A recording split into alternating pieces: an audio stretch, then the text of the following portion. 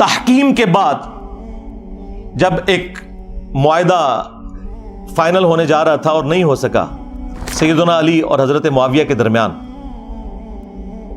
اس کے بعد جب حضرت معاویہ مدینہ شریف آئے تو انہوں نے وہاں ایک خطبہ دیا. بخاری کے الفاظ ہیں کہ حضرت حفصہ جو تھی، سیدہ حفصہ حضرت عمر کی بیٹی اور عبداللہ ابن عمر کی بہن اور ام المومنین بھی، انہوں نے اپنے بھائی عبداللہ بن عمر سے کہا کہ جاؤ، حضرت معاویہ آئے ہیں تو وہ خطبہ دے رہے ہیں، تمہاری غیر موجودگی کو کہیں فتنہ نہ شمار کر لیا جائے، تو تم جا کے ان کی تقریر سنو. کیونکہ اس وقت پولیٹیکل اختلافات تو چل رہے تھے، تو عبداللہ بن عمر پھر وہ مجبوراً چلے گئے. اور وہاں پہ حضرت معاویہ نے تقریر کرتے ہوئے کہا کہ تم میں جو اس امر خلافت کے اندر خواہش رکھتا ہے نا، وہ اپنا سینگ اٹھائے، میں اس کے باپ سے بھی زیادہ خلافت کا حقدار ہوں، نعوذ باللہ. اور یہ کنایا کیا انہوں نے حضرت عبداللہ بن عمر کی طرف. وہ اگلی جو اس روایت کا حصہ ہے بخاری کا، وہ آپ کو کلیئر کر دے گا.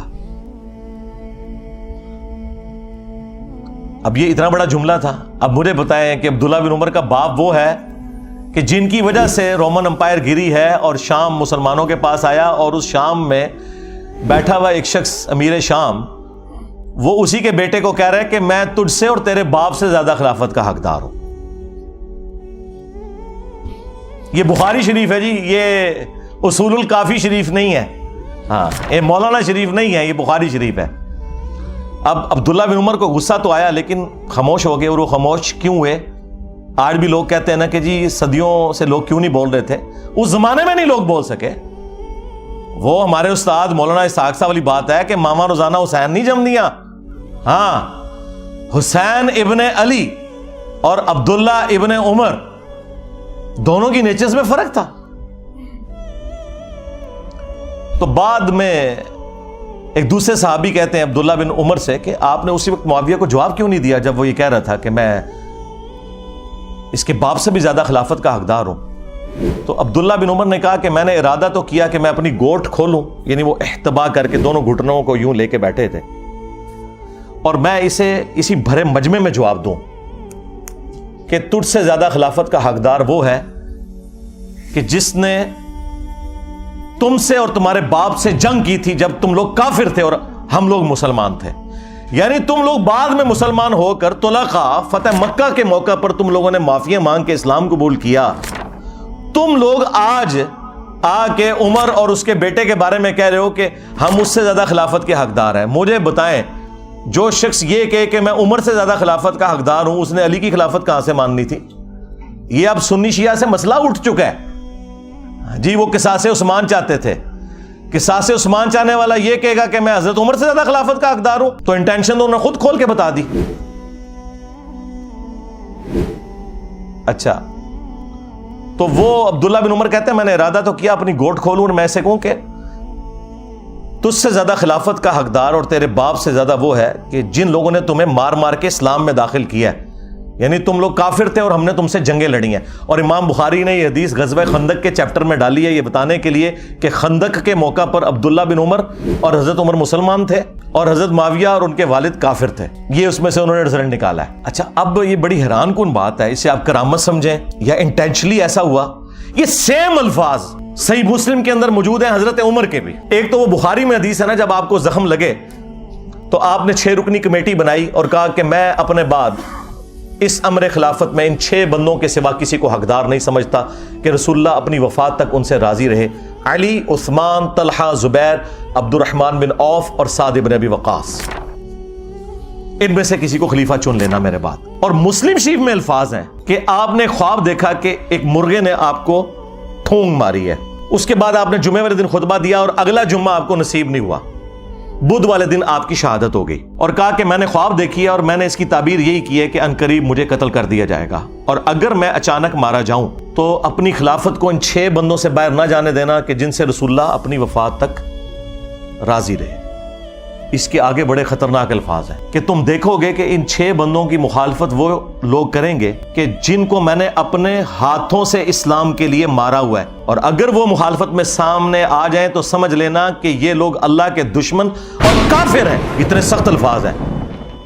ہاں جی، اب یہ آپ نے تلاش کرنا ہے یہ اللہ کے دشمن کن کو کہا انہوں نے کہ جن سے میں نے اسلام کے لیے خود جنگ کی ہے۔ لوگ کہتے ہیں یہ رومنز اور پرشینز کا ذکر ہو رہا ہے، اور رومنز اور پرشینز کو صحابہ کرام نے اپنے مشورے میں شامل کرنا تھا کہ حضرت آپ بتائیں کہ ہم نے کس کو خلیفہ چننا ہے، اور دوسرا رومنز اور پرشینز تو رہی کوئی نہیں تھے، وہ تو گر گئے تھے حضرت عمر کے دور میں۔ یہ آپ اپنے اندر رہنے والے لوگوں کی بات کر رہے تھے کہ یہ وہ لوگ ہیں جن کو ہم نے مار مار کے اسلام میں داخل کیا ہے، اور یہی مخالفت کریں گے ان 6 بندوں کی۔ خیر اس کی ایکسپلینیشن میں علماء پہ چھوڑ دیتا ہوں، میں نے کوئی تشریح کی تو کہیں گے کہ ایتے وچ نہیں سی لکھیا، تون وچوں کڈ کے لکھے ایتے وچ تے ٹائم قیامت تک کی کڈ کے دس۔ اچھا مزے کی بات بتاؤں، یہ مسلم شریف کی حدیث جو ہے نا، یہ سیم حدیث سنن کبریٰ البیہقی کے اندر اسی سند کے اوپر ہے 100%، یہ مرغے کی ٹھونگ مارنے والی، اور اس کے اینڈ پہ لکھا ہے کہ سیدنا عمر 26 ذوالحجہ کو شہید ہوئے۔ مسلم شریف کی سند کے اوپر مسلم والی حدیث جو سنن کبریٰ البیہقی میں تھی، اس میں اینڈ پہ الفاظ یہ ہیں، باقی ساری حدیث سیم ہے کہ 26 ذوالحجہ کو شہادت ہوئی، بدھ والے دن حضرت عمر فاروق رضی اللہ تعالیٰ عنہ کی، تو سرکار یکم محرم کہاں سے نکال لیا؟ مسلم شریف میں 26 ذوالحجہ ہے، ظاہر سند وہی ہے۔ چلیں تاریخ کی بھی کتابیں اٹھائیں تو جتنی صحابہ کرام کے حالات زندگی پہ کتابیں ہیں نا، وہ 3 بڑی بڑی کتابیں ہیں۔ الاستیاب امام ابن عبد البر کی کتاب، اس کے بعد اسد الغابہ ابن اثیر کی کتاب، اور اس کی شرح الاصابہ 8000 صحابہ کے حالات زندگی ابن حجر اسقلانی کی۔ یہ 3 مین کتابیں، تینوں میں 26 ذوالحجہ لکھا ہے، باقی اقوال لکھ کے انہوں نے کہا یہ ثابت نہیں ہے۔ یکم محرم کا تو قول لکھا ہی نہیں ہوا۔ ایک جگہ ہے کہ جب دفنا چکے تھے تو محرم کا چاند نکلا، وہاں پہ بھی یکم محرم شہادت نہیں ہے، حضرت عثمان کی بھی بیعت پہلے ہو چکی تھی۔ اتنا بڑا جھوٹ بولا۔ ادھر غدیر خم کی ڈیٹ انہوں نے 18 ذوالحجہ کو حضرت عثمان کی شہادت کے ساتھ جوڑ دیا، حالانکہ حضرت عثمان غنی رضی اللہ تعالیٰ عنہ کی شہادت 18 ذوالحجہ کو ہوئی نہیں ہے۔ ان ساری کتابوں میں آپ نکال کے دیکھیں تو آپ کو 18 ذوالحجہ کی ڈیٹ نہیں ملے گی، 12 ذوالحجہ کی ملے گی۔ ہر معاملے میں جہاں جہاں مولوی گھس سکتا تھا نا، اس نے گھسنے کی کوشش کی ہے، اور میں نے الحمدللہ مسلم شریف سے مولانا شریف کو باہر نکالا ہے۔ جیسے وہ جب تک آپ کتے کو باہر نہیں نکالتے کنویں سے تو ڈول نکالنے سے وہ پاک نہیں ہوتا، تو یہ مسلم شریف میں الفاظ تھے کہ حضرت عمر نے کہا یہ 6 بندے ایسے ہیں کہ ان کی مخالفت وہ لوگ کریں گے جن کو میں نے اسلام کی خاطر مارا ہوا ہے۔ سیم الفاظ وہی حضرت عبداللہ بن عمر نے ریپیٹ کیے۔